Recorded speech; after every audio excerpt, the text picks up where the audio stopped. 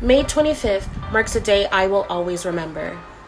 It's the day that an African-American man named George Floyd was senselessly killed by a white Minneapolis police officer. Tara and I wanted to share our thoughts and opinions about the injustice that continues to take place in the United States of America. Hi. Hi. How are you? Do you want the real answer? Yes, I do. I mean,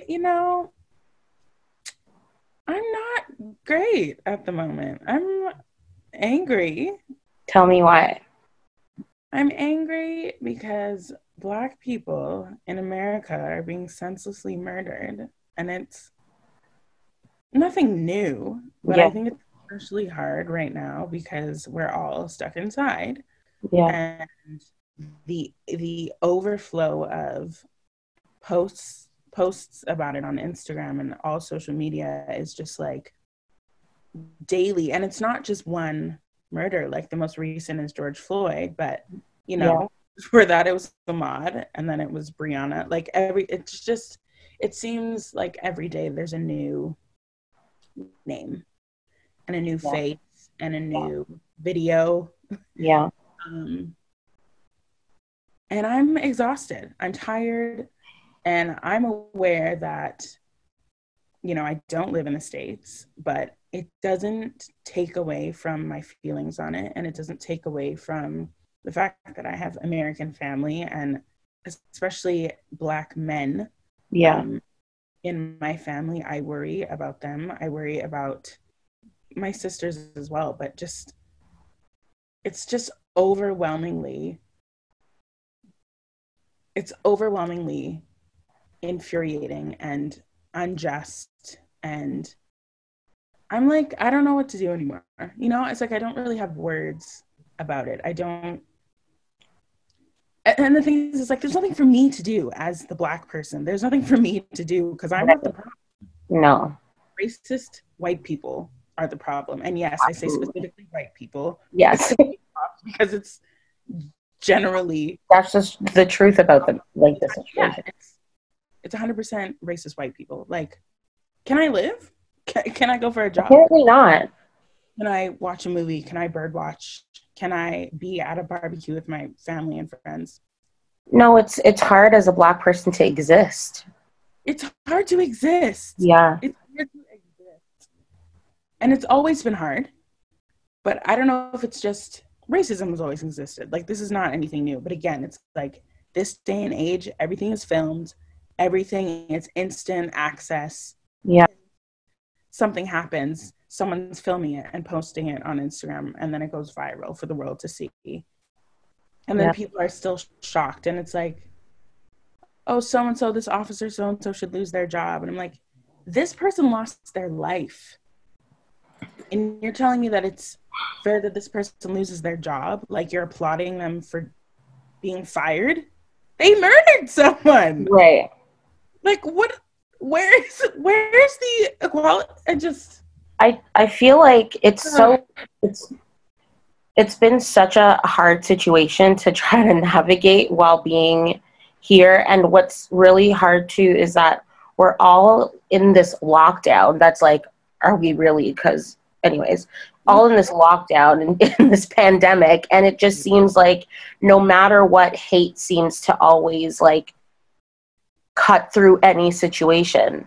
And here we are stuck. We can't console each other. We can't like make sure that everyone else is mentally okay. Because sometimes checking on someone's mental health doesn't mean just having a conversation. Sometimes it's about being in that person's space. Absolutely. And like providing that type of support. And so it's really like, I find it really frustrating to think that just because a person is wearing a badge makes them just in their actions. Like, I'm sorry, I don't feel bad for him that he lost his job. Why isn't he in jail? Like, I just don't understand why this is even a conversation. Like, why is it breaking news that they've fired these 4 men? But I'm sorry, what about arresting them? Like, what about that? Like, I don't care that they were fired. I care that the reason they were fired was because they were arrested. That's what I care about. And are now going to jail for the rest right. of And I mean, we all have family all over, and it's just so frustrating that we're living in the whitest society and we're stuck. I'm grateful for living in Canada, because yes, stuff happens, but like it's not. I mean, living in Canada comes with its own special challenges. Yes, absolutely. But I can at least say that we're not Canadians aren't constantly seeing each other be killed by the hands of these people. Do you know what I mean? Absolutely. So that's the one part where I'm like, okay, that's good, I guess. But like, just across the way where it would take me an hour to get there, my family, like this, I'm in no way, shape, or form related to this man, but I feel like he's my brother. I feel like he's my uncle. I see me in him. And how do I not be affected in a way? Like, the grief is astronomical. Like, I feel it's heavy. Like, it's a heavy presence, and it's something that cannot be explained. And where do we go to release? You know, where do we go to? Where do we go to grieve together? Where do we go to process? Especially now, you know. And as we're talking about Canada, like, yeah, you know, it's great living in a place where I personally don't feel as though my life is necessarily threatened when I walk down the street. I don't feel as though I'll get shot necessarily. Do I deal with microaggressions on the daily from white people? 100,000%. All the time. I live in Alberta, okay? This is like, they call us the Texas of the North, Calgary specifically. Like, it's very racist, and I've had plenty of racist encounters. I've been called the N-word, microaggressions up and down the wazoo. Have I ever been shot at? No. Like, no, absolutely not. That's not something that I fear, but it presents its own challenges. Being in this space, in this environment. Right now, as you said, just across the way, our brothers and sisters are being targeted. And I'm constantly asking myself, why? Yes, the system is unequivocally racist. We know this. It was built on the backs of Black people, and white people continue to be at the top and continue to profit off of it. Yeah. How do we change that? We don't. They do. It is up to the oppressor, unfortunately, to change the system.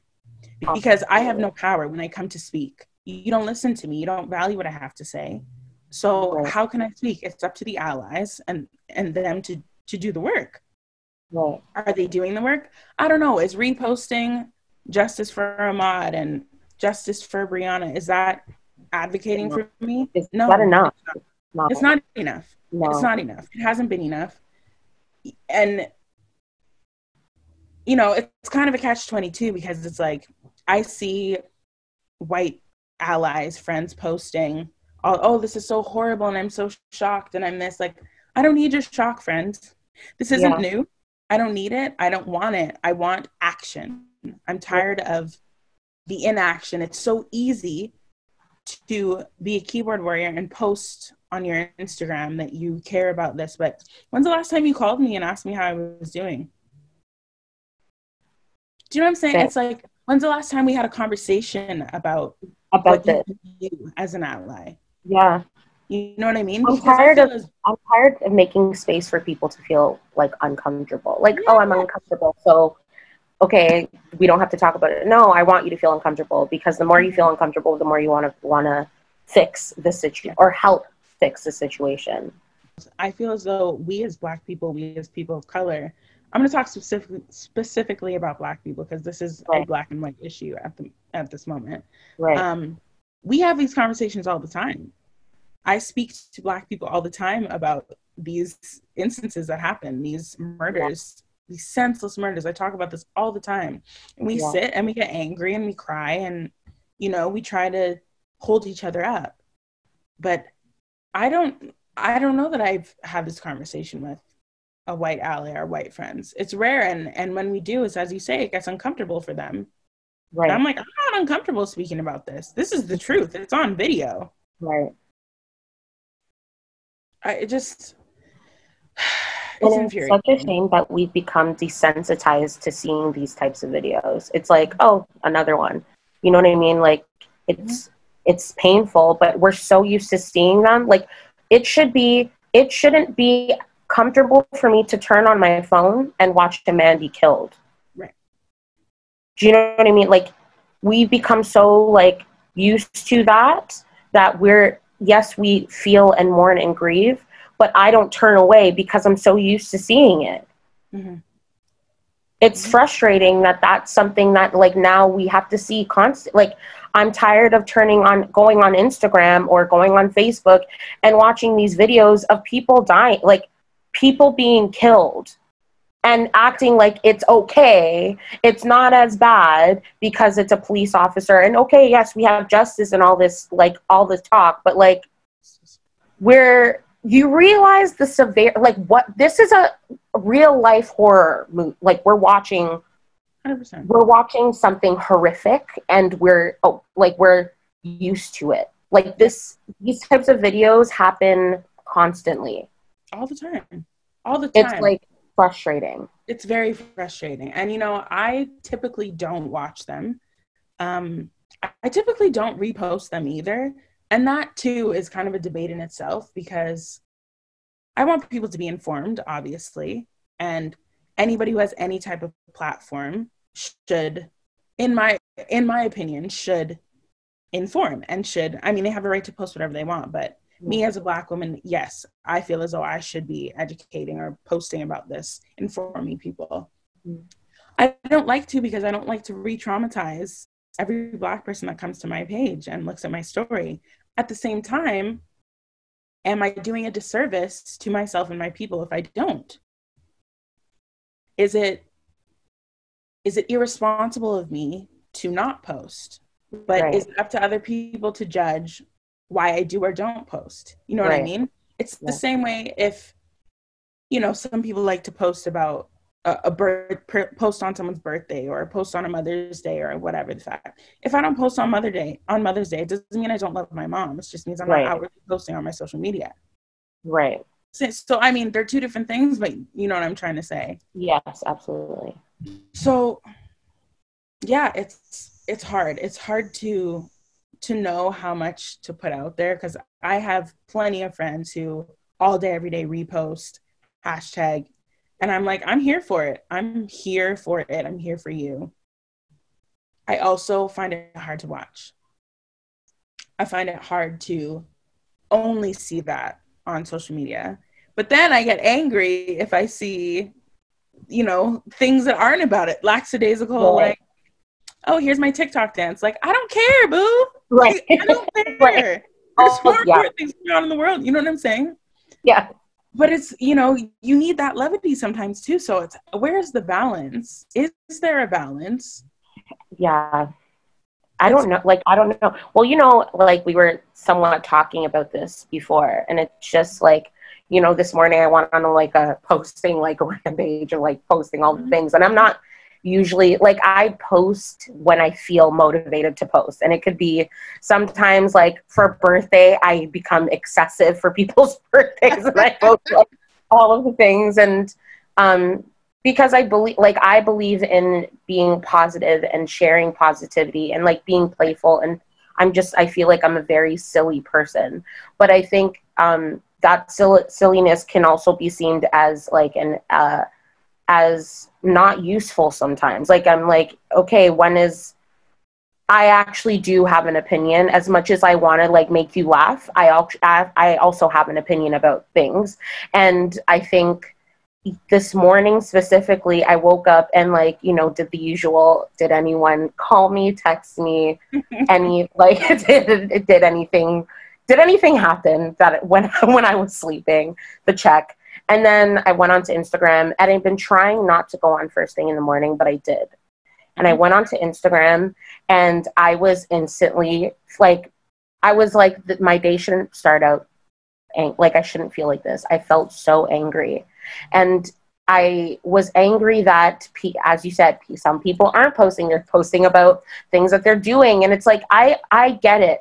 Like, we're all at home bored. Like, I understand. Bored in the house. Bored in the house, bored. Like, I understand, because trust, I've been doing craziness while I'm in my house too.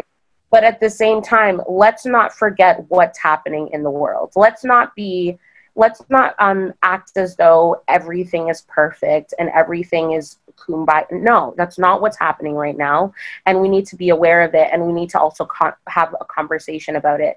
And for me, it's really frustrating to see people that are very active on their social media accounts not talking. That's why, for me, it was frustrating that, okay, I need to feel like there's some sort of a balance.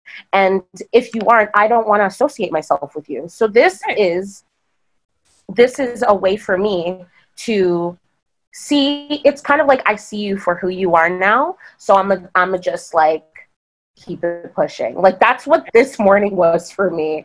I unfollowed so many people because I realized I was more angry at people that didn't post about the situation.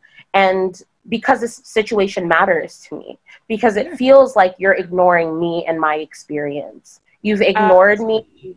You've shunned me. You don't care about me. So because you don't care about me, I don't care about you right now. So goodbye. Like, I don't want to talk to you. There's so many other things that we need to discuss. And if you don't want to be a part of that conversation because you're ignorant or you just don't care or you're trying to be not like, I don't want to subscribe to that. So bye. Bye. You know? And I mean, I feel like I've cried more about this situation than I have cried about everything else that's happening, whether it be in my personal life, whether it be in my loved ones that aren't here. You know what I mean? Like, everything is happening for other people right now, but I'm so focused on this situation because it's just, how do you not, like, I just don't understand people that aren't. Like, how are you not, like, I understand there's some people that don't watch the news. I don't. I'm not one of those people that likes to turn on City TV or CTV. None of them. CNN. I don't want to watch it. Too tough. But I am a very active person on social media. And if that's my one source of gaining information, then I believe that's the same for other people that are just as active on social media. And you have to just be like, must be following one person if you don't see or no one if you don't see what's happening and have an opinion about it. You know, it's just so hard. You go into this like dark hole of like all of this information about the situation, and we want to know what to do to help or fix, or, you know, like there's so many things that Americans can do, like calling their congressmen or women in their state, you know, all of these things that they can do to somewhat help the situation, but we can only have the conversation. There's not much else we could do. You know what I mean? It's not like we can raise money for him. Like, he's gone. Like, what can we do to fix the situation to alleviate some of the pain that his family is going through? Like, it shouldn't just be us having this conversation. It should be those white people that see that there's an issue but don't know what to do about that issue. And, like, we can help them in terms of, okay, your voice also matters. This is what you should be doing to help the problem. It's hard. It's hard because, you know, I think about something like the Black Lives Matter movement. Has that worked? Has protesting worked? Let's look at Minneapolis right now. Okay, there's riots. They're looting. They're going crazy because of this senseless murder. Understandably so. Is it cute to loot? No. Do I understand the frustration and the pain and the anger and all of that? 1,000%. Absolutely. Because what else do you do? How else do I get your attention? If I have you on video killing a man and all you get is a lost job, there's a problem. Because if you switch it around, like, guaranteed hands down, that Black man would have the death penalty. Like, guaranteed hands down if it existed in the state. Do you know what I mean? Like, it's just... what do you people need to see that this is unjust and racist and unfair? Like, I don't know. you don't want to see it, you don't want to believe that it's there, but it is. This is the reality that we live in and that we have lived in for a very, very, very long time. In America, in the States, or sorry, in America, in Canada, all over the place. Yeah. So I don't know what we can actively do as Black people to help the situation. Right. All we're trying to do is live our lives the best way that we Right. can.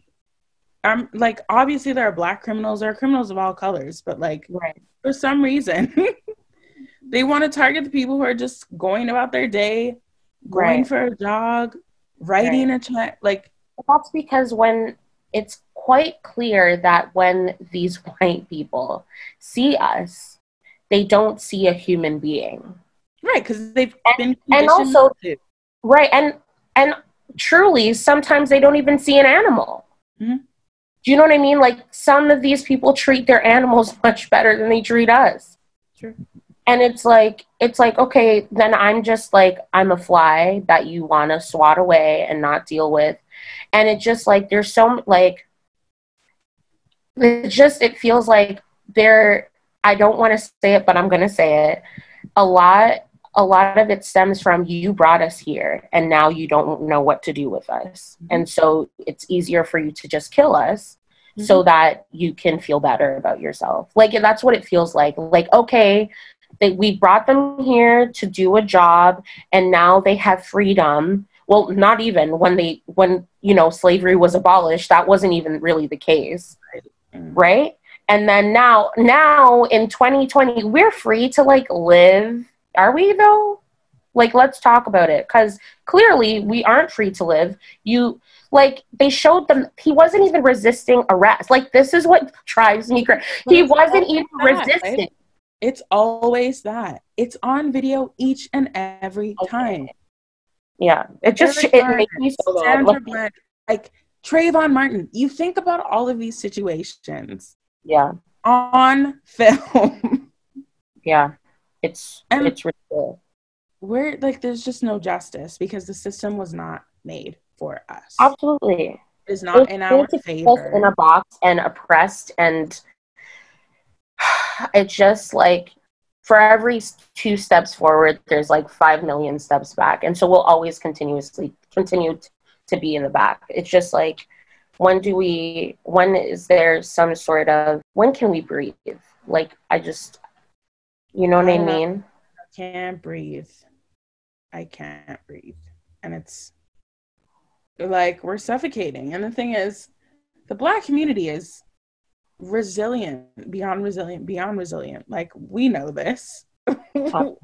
We've been known this. Right. But it's hard each and every time. Every time you lose a member, it's hard. Yeah. And I want change. I want something to be done about it. Yeah. Unfortunately, I don't feel as though, and it may be society telling me that I don't have the power to do that. I'm one person, and in a lot of people's eyes, I'm not even a person. The people that matter, the people that control things, a lot of the time, I don't matter. Black people don't matter. Black women especially don't matter. Right. So what do we do? I don't know, man. What do? We talk. And you know what the thing is it's not, what I think is crazy is we're not the ones that should be coming up with that solution. We shouldn't, but it will always fall on us. It will fall on the bottom. Yeah. Unfortunately. And it's not fair. No. But neither is being murdered for going for a jog. So unfortunately, it's the reality. That's what it is. It's the reality. And I can be as pissed off as I want to about it, and as angry and as upset and as hurt as I am. But I still want change. And that's the resilience, right? That's where it comes from. Yeah. So I don't know. I don't know how many more of these names are going to come up even in the next month. Because a lot of these things have happened in the past, like 2 months, 3 months. Yeah. I don't know how many more It's been games are going to come up, but like every month. yeah, it's, and how many are not being captured on film? How many do we not know about? Like a lot. Something needs to change. I don't know what. I mean, I know what, but I don't know how. Yeah. Ugh, this is so annoying. I'm so upset. Yeah, it's upsetting. It's really upsetting. It's hard. It's hard. It's hard. Like, it's heavy. And the thing is, I really should have brought tissue in the room. This is really upsetting. oh, but this is it, right? This is the reality of, like, this is the stuff that we go through. I can only imagine how our American brothers and sisters feel. Like, I have friends, obviously, I went to school in the States. I have plenty of American Black friends. Yeah. And just hearing the pain in their voices, seeing the pain in what they write and what they're posting, the exhaustion, the unfairness, like, it's a struggle. It's a struggle. Yeah. Yeah. It's a struggle. So all we can do really is stay informed, stay on top of it, and stay having these conversations. I mean, at the very least, it gives us some reprieve, because I feel we're not alone. If we can talk to each other, we're not alone. We are stronger in numbers, and I just have to hope that some white allies will step up and things will change eventually. And if they don't, then, I mean, the system is the problem. Like, we're not the problem. I'm not the problem. You're not the problem. We're just trying to live. George Floyd was not the problem. No. It's very... Sorry. No, don't apologize. I get it. It's just really frustrating, honestly. It's just frustrating. I'm tired. Yeah, me too. You know? Yeah. And I just like this whole corona situation is like, it's enough. Like, we're already going through a global trauma, and to like have to add this, it doesn't help. It really doesn't help. So it just makes it really frustrating. It makes it doesn't make the situation bigger or smaller. It just doesn't help. Like, it just like, not like, why, like, you know. Yeah, it is hard. And as artists, right, it's that thing of like, suffer for your art. Well, sir, ma'am, I'm suffering. Not that much. Goddamn. I'm suffering, and I'm not writing right now. I'm not singing. I'm not doing anything creative because I'm exhausted. Pardon me, I'm too tired to write down a story about this. I don't need to write it down because it's on the news every day. I don't need to make a play about how racist society is because it's already racist. Right. And it's already on the news every day, and you're still not listening. Right. So why waste my efforts on a story about this? Why do it? It's, you know, coronavirus has put a pause on everything, right? We're in an indefinite hold on our industry, specifically theater, live theater. And everyone's like, oh, you know, great things will come from this. Great things will be birthed. And yes, I do agree with that. At the same time, though, it's like I feel knocked down a peg.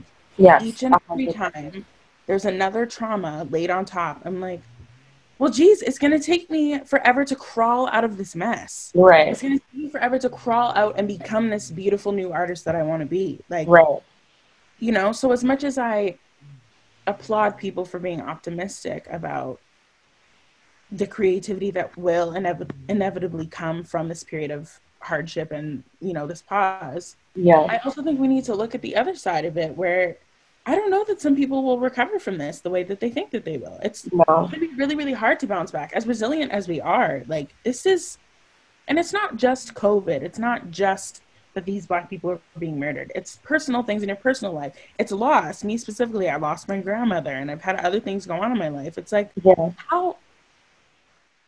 how much more? How much more do we need? You know? Mm-hmm. How much more do we need? It's really, it's just a lot. It's just a lot. And I'm hopeful that great art will come out of this. I really am, because I have to be. But man, it's hard. And I'm not saying that other people don't have it hard too. Don't get me wrong. Yeah. Specifically for the Black community right now, in the States especially, as well as Canada, it's effing difficult. Yeah. Point blank, period.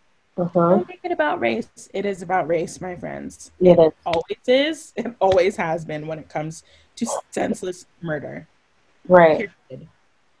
Period.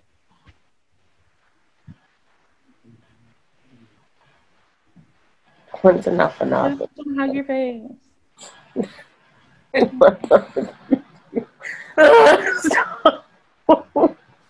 It just sucks. I hate this. Yeah. People just need to know the truth. Like, as much as this is a platform for something specific, I don't feel like we would be authentic if we didn't express ourselves. Absolutely. That's why we made it. Exactly. Absolutely. So, here we are. Period, boo. What you see is what you get. So, yes. You know, I didn't think I would be crying, because it's just also, we're, as Black people, we're expected to be very strong. Which we are very strong, but there's an expectation of, like, don't cry, pull it together, you know, all of these things. And you know, of all people, I don't like to cry in front of people. I just don't like it. Makes me feel uncomfortable. But it's like, I think first you can only hold it in for so long. And I feel like, how do your heart not break about the situation? Like, how do you just go on as if everything's okay? Like, it's not, you know? And we're stuck at home. Like, it just sucks. Yep. It's like, if things have been taken away, and what else could be taken away anymore? I just don't understand. I don't get it. Life. You're taking away life, taking away livelihood, taking away potential, taking away futures. Like, you're taking away family. It doesn't make sense. It doesn't. Like, if you even think about it, like, sorry, if you think about, like, somebody like, look at Barack Obama. He's a Black man. Before he was the president, he was even before he was senator at one point, he was a young student who didn't have a lot. That could have been him. You take away the potential for greatness when people do these things. You know what I mean?